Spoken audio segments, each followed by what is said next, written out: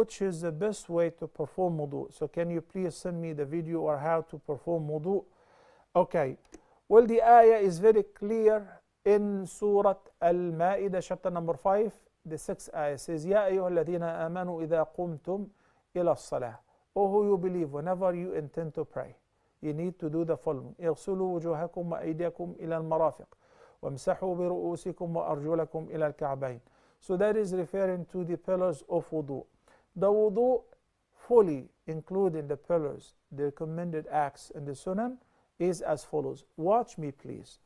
You begin by washing your hands 3 times, and before that you say Bismillah in its beginning. Bismillah or Bismillahir Rahmanir Rahim.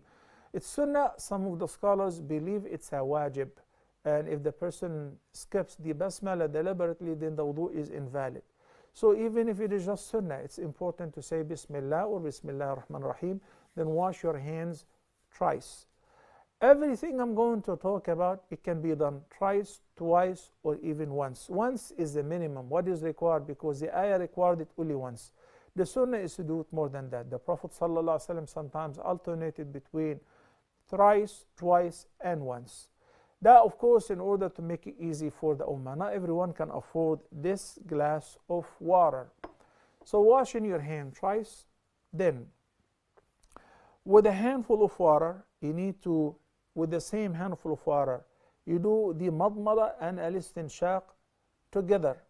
So you take some of the water into your mouth and you gargle with, and then the rest you blow your nose with it, and you do that as well thrice or twice or once.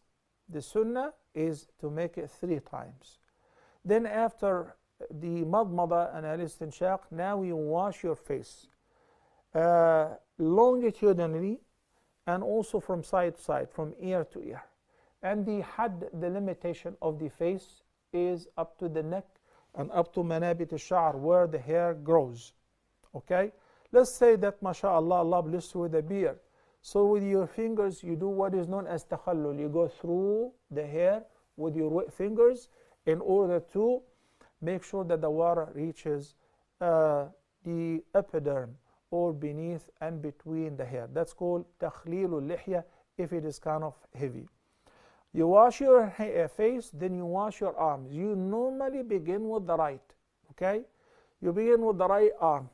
This is the right arm, by the way, up to the elbow. If you exceed, you go a little higher. That is recommended and that is better for you.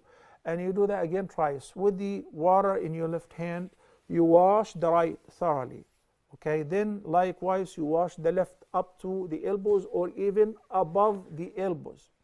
Okay, and then with your wet fingers you wipe over your hair like this. You go all the way back and you bring it, and meanwhile you wash the inner ear and the outer ear. Okay, all of that with your wet fingers. You don't wash actually. You just wet your fingers, you do wiping over the hair and the ears, the inner and the outer ears. And then finally you wash your feet, the right foot first, then the left foot first. And the sunnah is to go between the toes with your fingers. That's also called takhlil. And washing the feet up to the ankles, and making sure that every part of the body parts of wudu was washed thoroughly, whether the feet, the face, the arms, or the hands. The Prophet ﷺ said, whoever performs wudu like that, then he says, Ashhadu an la ilaha illallah wahdahu la sharika lah wa ashhadu anna Muhammadan abduhu wa rasuluh. All the gates of heaven, and there are 8, will be open wide for him to enter Al-Jannah from whichever gate he desires. There is also a sunnah to say, Allahumma ja'anni min at-tawabina وَجَعَلْنِي مِنَ الْمُتَطَهِرِينَ. Oh Allah, make me among those who frequently repent and frequently purify themselves.